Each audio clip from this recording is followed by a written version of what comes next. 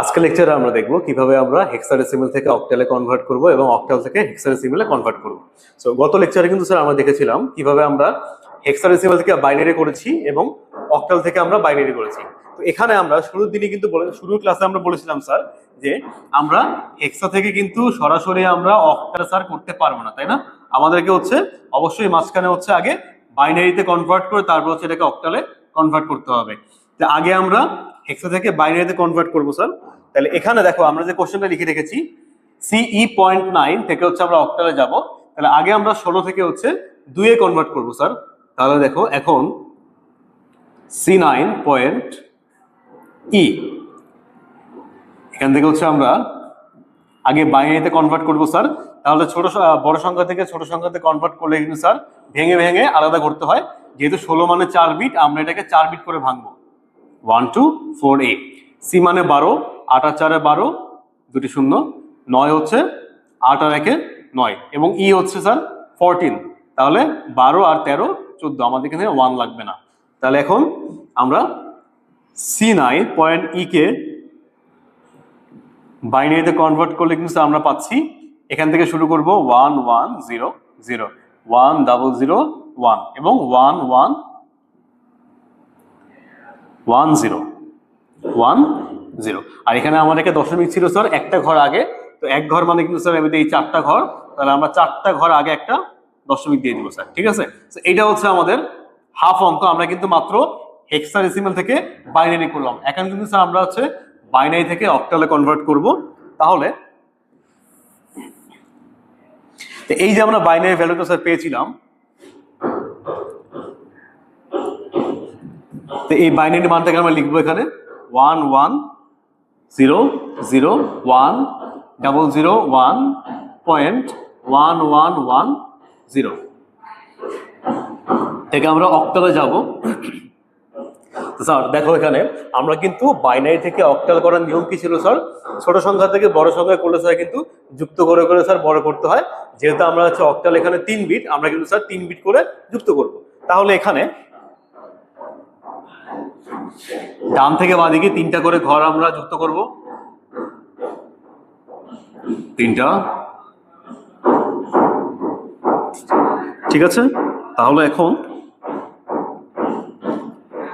3 bit করে আমরা কিন্তু স্যার এখানে বসাবো, সামনে থেকে বসাবো 0 1 1 0 0 1 0 0 1 1 1 0 এবং 000। এখন এদের প্রত্যেকটা ঘরের যে সেটি আমরা বের করব। তাহলে এখানে দেখো প্রাথমিক পর্যায়ে কি আছে, 2 আর 1 3, তাহলে এখানে হবে হচ্ছে 3। এই ঘরেও কিন্তু স্যার আমাদের 3, এখানে কিন্তু শুধুমাত্র 1 এর নিচে 1, তাহলে 1 হবে। এখানে 4 আর 2 হচ্ছে 6 এবং স্যার কোনো ঘরে যদি সব শূন্য থাকে তাহলে কিন্তু সেটা আমাদের মান কি হয়, শূন্যই হয়, ঠিক আছে?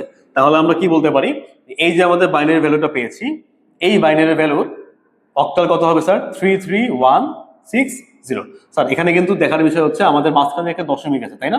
দশমিকের কয় ঘর পরে দশমিক স্যার? 1টা 2টা 3টা, তাহলে আমরা 3 ঘর পর একটা দশমিক এখানে কিন্তু অ্যাপ্লাই করে দিব, ঠিক আছে? তাহলে সুতরাং বলতে পারি C9.E হেক্সাডেসিমালের অক্টাল ভ্যালু হচ্ছে 331.60।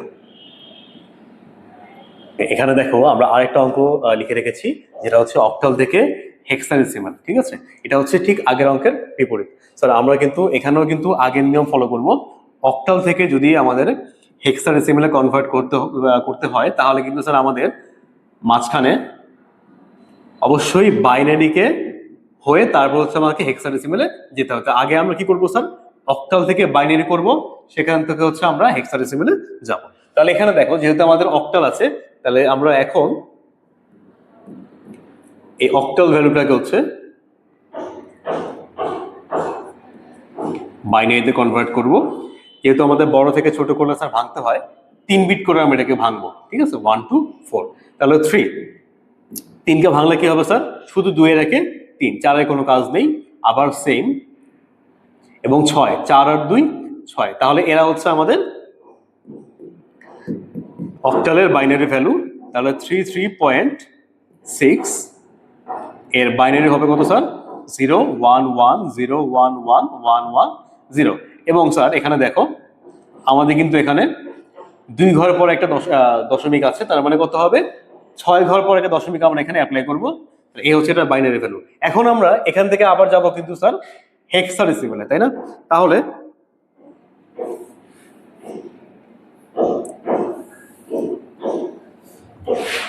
আমরা যে একটু আগে বাইনারি মানটা পেয়েছিলাম,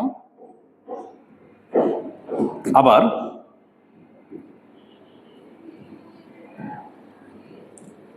1 1 0।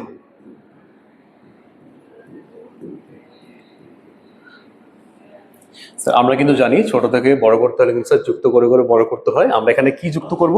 4টা বিট করে স্যার আমরা এখানে কিন্তু যুক্ত করব, তাই না?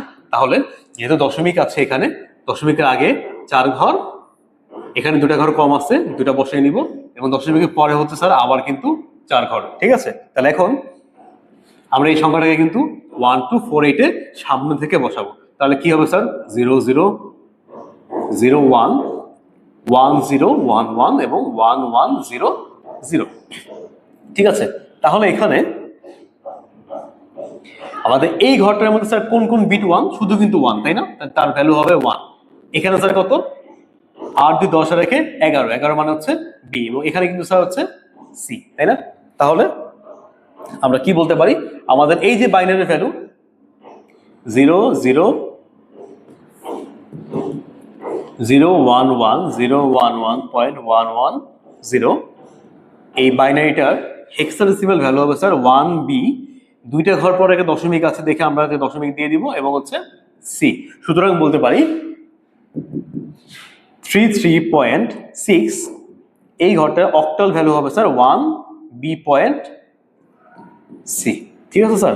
ওকে, আমাদের এই যে 2টা অঙ্ক আমরা করেছি, হেক্সাডেসিমাল থেকে অক্টাল এবং অক্টাল থেকে হেক্সাডেসিমাল, এই 2টা কিন্তু ম্যাথ স্যার আমাদের পরীক্ষায় এক্সামে 90% টাইমে কিন্তু স্যার এই 2টা অঙ্ক কিন্তু আসে, ঠিক আছে?